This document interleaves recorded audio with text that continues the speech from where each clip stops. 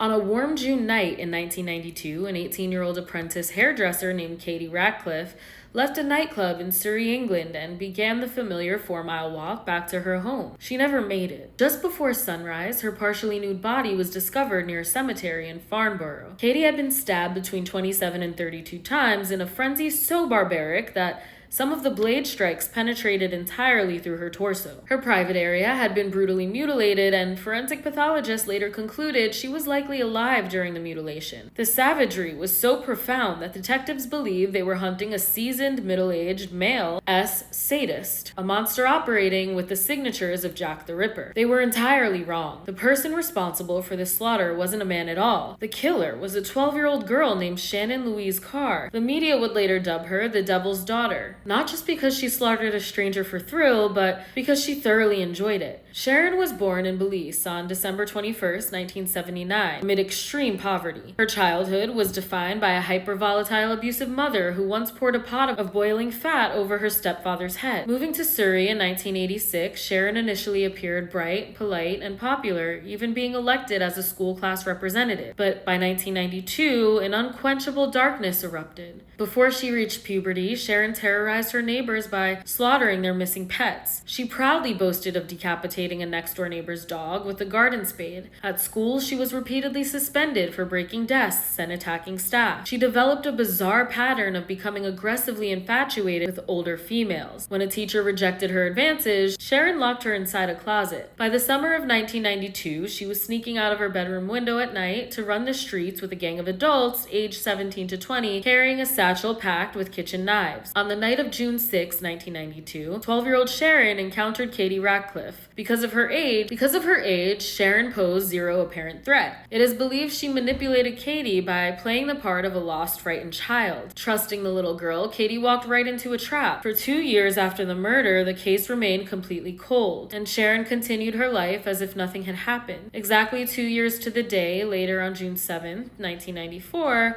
Sharon struck again. She randomly targeted a 13-year-old student named Anne-Marie Clifford in a school bathroom. Sharon used the exact same manipulation, telling the girl she had dropped some money and needed help finding it. When Anne-Marie bent down to pick up a coin, 14-year-old Sharon plunged a 4-inch blade directly into her back, puncturing her lung and narrowly missing her heart. Anne-Marie barely survived, and Sharon was arrested at the school gates. While in juvenile custody, Sharon was sent to a secure evaluation center. Far from showing remorse or fear, she proudly bragged to the staff about the stabbing, laughing as she had detailed her history of torturing cats and decapitating dogs. Even under intense state evaluation, she was entirely unmanageable.